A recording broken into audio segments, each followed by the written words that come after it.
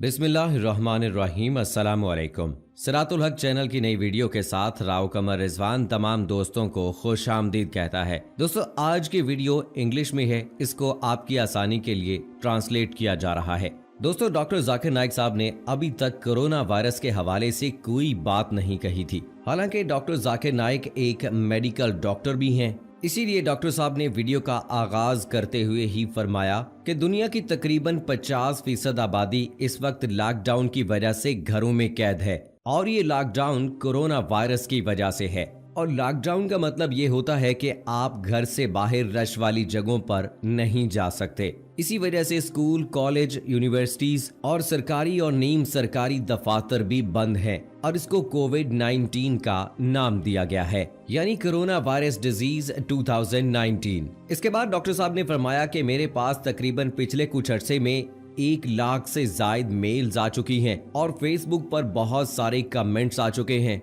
कि हर आदमी corona virus के बारे में बात कर रहा है और डॉक्टर जाकिर नाइक साहब इस हवाले से कोई बात क्यों नहीं कर रहे। मैं इसकी वजह बताता हूँ कि मैं अब तक क्यों खामोश था। नंबर 1, ये दुनिया एक ग्लोबल विलेज की तरह हो चुकी है और ये सब कुछ सोशल मीडिया की वजह से है और खबरों का तकरीबन 90% हिस्सा जो है वो मनगढ़ंत और फेक होता है। जैसे 2018 में चाइना से एक वीडियो वायरल होती है कि एक आदमी एक बोतल दिखा रहा है कि इसको इस तरह से इस्तेमाल करो तो कोरोना वायरस बिल्कुल ठीक हो जाएगा। उसी वीडियो में एक मरीज सर पकड़कर उछल रहा था और वो फिर ठीक भी हो गया। वो 20 मिनट की वीडियो थी। मैं एक मेडिकल डॉक्टर हूँ, मुझे पता है कि कोरोना वायरस दिमाग पर कोई असर नहीं करता और उस शख्स ने सर पकड़ रखा था। दूसरी मिसाल 2020 में एक डेटॉल की बोतल मिली जिसमें लिखा हुआ था कि ये कोरोना वायरस को मारती है। जब उसकी मैंने मैन्युफैक्चरिंग डेट देखी तो वो 2018 की थी और अगर देखा जाए तो 2018 में कोरोना वायरस का कोई कॉन्सेप्ट ही नहीं था। यहाँ से साफ पता चलता है कि ये सब कुछ जो है प्लान किया गया है। लेकिन एक बात से मैं बहुत ज्यादा परेशान हूँ कि इस वक्त तमाम डॉक्टर, बड़े बड़े उलमा और फुक़हा इस हवाले से बात कर रहे हैं और वबा के बारे में जो हजरत मोहम्मद सल्लल्लाहु अलैहि वसल्लम ने फरमाया है वो क्यों नहीं बता रहे। अगर आप कुरान और हदीस से सही फतवा देंगे आपको डबल सवाब मिलेगा और अगर आप सही नीयत से फतवा देंगे और उसमें अगर कोई गलती होगी तो उसका आपको कम सवाब मिलेगा। लेकिन आप ये क्या कह रहे हैं कि 3 फीट के फासले से नमाज अदा करें। बाज़ जगहों पर तो ऐसा भी देखा गया है कि सिर्फ अजान होती है, नमाज होती ही नहीं है और ये कहा जाता है कि नमाज घरों पर अदा करें। हालांकि मोहम्मद सल्लल्लाहु अलैहि वसल्लम के जमाने में भी ताउन वाले मरीज भी एक सफ में खड़े होते थे क्योंकि नमाज में शिफा है। अगर डॉक्टर गलत दवाई देगा तो लोग मर जाएंगे, लेकिन अगर दीनदार और उलमा गलत फतवा देंगे तो लोग गुमराह हो जाएंगे। अगर हम कोरोना वायरस के बारे में बात करें तो इसकी बहुत सारी किस्में हैं। इनमें से 20 किस्में अहम हैं। इन 20 में से 5 जो हैं वो इंसानों को मामूली सा बीमार कर सकती हैं। इतना नहीं कि जितना लोगों को खौफ दिलाया जा रहा है। खौफ की यहाँ पर मैं एक मिसाल देता चलूं कि एक शख्स को फांसी देनी थी। तहकीक करने वाले इदारों ने हुकूमत को कहा कि हम इस मुल्जिम को फांसी नहीं देते, बल्कि इस पर एक तजर्बा करते हैं कि हम इसको कहेंगे कि हम आपको फांसी नहीं देते, हम आपको सांप से डसवा देंगे। चुनाचे उस शख्स को स्ट्रेचर पर लेटा दिया गया और उसके मुंह पर कपड़ा डालकर उसके पाँव में 2 सुइयां इंजेक्ट की गईं और उसको बताया ये कि हमने आपको सांप से डसवा दिया है और वो कुछ ही देर में खौफ से मर गया। तो कोरोना वायरस से भी इसी तरह से खौफ फैलाया जा रहा है। इसके बाद डॉक्टर जाकिर नाइक साहब ने फरमाया, अगर आप इस हवाले से मजीद स्टडी करेंगे कि कोरोना वायरस सबसे पहले दुनिया में 1930 में जानवरों में जाहिर हुआ था और सबसे पहले ये मुर्गी में पैदा हुआ था और 1940 में ये चूहों में पैदा हुआ था और अगर इंसानों की बात की जाए तो 1960 यानी 1960 में ये इंसानों में जाहिर हुआ और इसे इंसानी कोरोना वायरस कहा जाता है। और इंसानी कोरोना वायरस के बारे में अखबारात में प्रिंट होकर 1968 में जाहिर हुआ और सार्स कोरोना वायरस जो है ये 2003 में चाइना से शुरू हुआ और ये खबर सबसे पहले WHO इदारे ने दी थी। दूसरा कोरोना वायरस जो इंसान में पाया जाता है वो मर्स है। ये कोरोना वायरस की नस्ल है और ये 2012 में दरियाफ्त हुई थी और पूरी दुनिया में इससे 2,04,014 लोग मुतासिर हुए थे और 858 लोग जो हैं वो जान की बाजी हार गए थे और ये दुनिया के 24 ममालिक में फैला था। और 2019 तक 2090 केसेस जो हैं वो सामने आए और सिर्फ 815 लोग इससे मरे हैं और ये डेथ रेट बनता है 34.4%। और सार्स वायरस ने 8,98,000 लोगों को पूरी दुनिया से घेरा था और 774 लोगों को मार डाला था और ये डेथ रेट बनता है सिर्फ 10%। और अभी कुछ अर्सा पहले एक कोरोना वायरस दरियाफ्त हुआ जो इंसानों के लिए बहुत खतरनाक है और इसका नाम रखा गया कोविड-19 यानी कोरोना वायरस डिजीज 2019। और आज मैं कोरोना वायरस के हवाले से सही मालूमात आपको देता हूं। आप किसी भी डॉक्टर या जर्नलिस्ट से इस हवाले से डिस्कस कर सकते हैं और उनसे आपको इसी तरह की मालूमात मिलेंगी कि कोरोना वायरस के हवाले से अभी किसी को भी सही मालूमात हासिल नहीं हो सकी हैं कि वो इसकी कोई दवाई तैयार कर सके, कोई मेडिसिन इसकी तैयार कर सके। किसी को कुछ पता नहीं है कि ये क्या मर्ज है,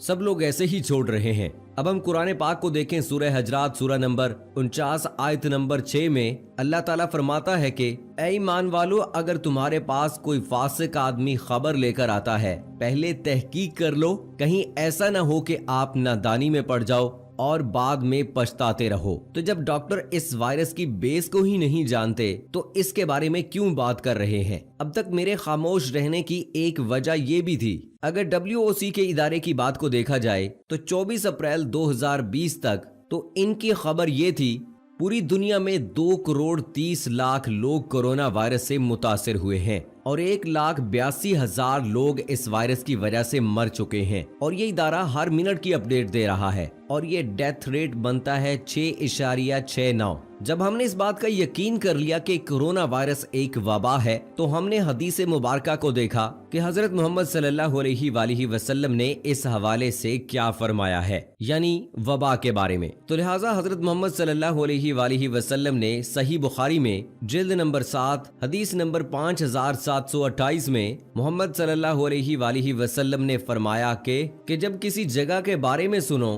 कि वहाँ ताउन की वबा फैल गई है तो वहाँ मत जाओ, और जब किसी जगह पर वबा फूट पड़े और तुम वहीं मौजूद हो तो वहाँ से मत निकलो। और यही बात सही बुखारी में हदीस नंबर 5729 में भी है।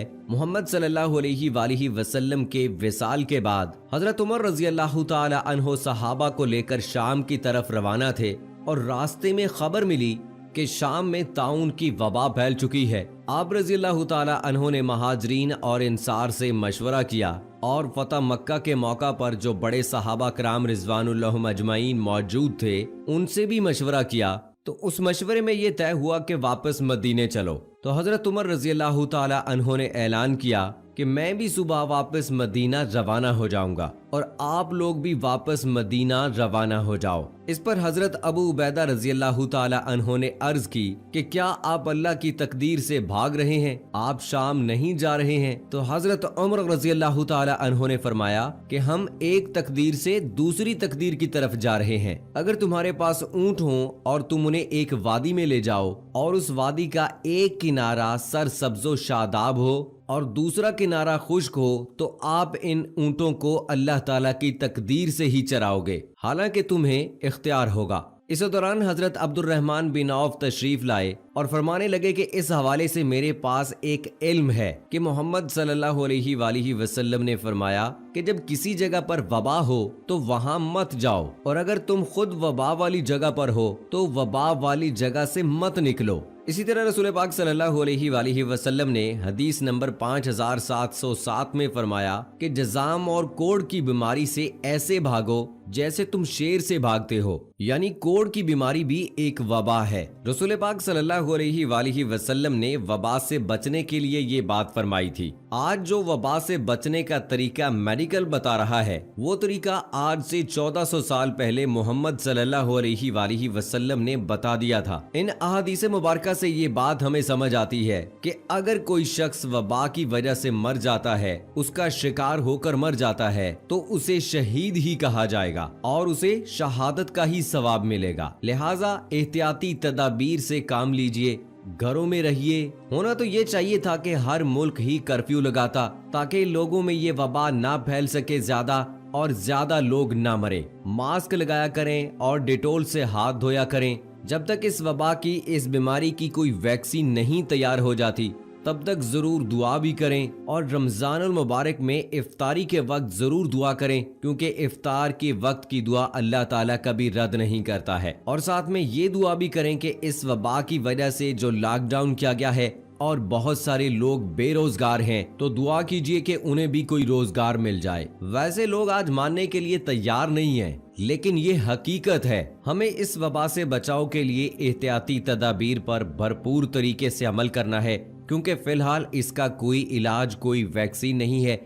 इससे बचाव का तरीका एक ही है, वो ये है कि एहतियाती तदाबीर इख्तियार की जाएं, घरों से गैर जरूरी तौर पर ना निकला जाए। अगर जरूरत के मुताबिक घर से निकलना भी पड़े तो तमाम एहतियाती तदाबीर इख्तियार की जाएं। चेहरे पे मास्क पहना जाए, हाथों पर ग्लव्स पहने जाएं, नाक, आंख और मुंह को ना छुआ जाए, लोगों से मिलने से गुरेज करें। अगर मजबूरी के तहत मिलना भी पड़े तो थोड़ा फासला जरूर रखें, ताकि अगर वो शख्स इस वबा का शिकार है या आप शिकार हैं तो आपकी वजह से वो या उसकी वजह से आप इस वबा का शिकार ना हो जाएं। कोरोना वायरस आपके घरों में तब तक नहीं आता है जब आप उसे खुद बाहर नहीं लेने जाते हैं। ये ना सिर्फ बच्चे, बूढ़े, बुजुर्ग, रंग, नस्ल, किसी का कोई फर्क नहीं करता, ना ये किसी मजहब को देखता है, बल्कि ये किसी को भी हो सकता है। इसलिए जरूरी नहीं कि इसका शिकार सिर्फ अमेरिका है या चाइना है, इटली या स्पेन है। ये रंग, नस्ल, मजहब और मसलक की तफरीक किए बगैर किसी भी इंसान को हो सकता है। इससे बचाव के लिए जरूरी है कि आप अपना ज्यादा वक्त घर पर गुजारें और तमाम एहतियाती तदाबीर इख्तियार करें, और रियासत की तरफ से जो आपको अहकामात जारी किए जाते हैं उन पर जरूर अमल करें, ताकि आप बुरे वक्त और परेशानी से बच सकें। इस मर्ज का शिकार ज्यादातर बुजुर्ग लोग भी होते हैं। उसकी वजह यह है कि चूंकि बुजुर्गों के अंदर कुव्वत मुदाफियत कम हो जाता है, इसलिए ये वबा जब उन पर इफेक्ट करती है, उन पर असरअंदाज होती है, तो उनका जिस्म इसके खिलाफ लड़ नहीं सकता है और वो इससे हार जाते हैं। लेकिन जहां तक बात की जाए नौजवानों के हवाले से, तो नौजवान अगर चाहें तो इसका मुकाबला कर सकते हैं, लेकिन अगर बद एहतियाती जारी रही तो ये नौजवानों की भी जान ले सकती है। सो दोस्तों, उम्मीद करते हैं कि आज की वीडियो आपको पसंद आई होगी। इस वीडियो को लाइक कीजिए, शेयर कीजिए अपने दोस्तों के साथ, कमेंट बॉक्स में अपनी राय का इजहार जरूर कीजिए और ये भी बताइएगा कि कहीं कोई आपका ऐसा करीबी दोस्त या अहबाब या रिश्तेदार इस वबा का शिकार तो नहीं हुआ।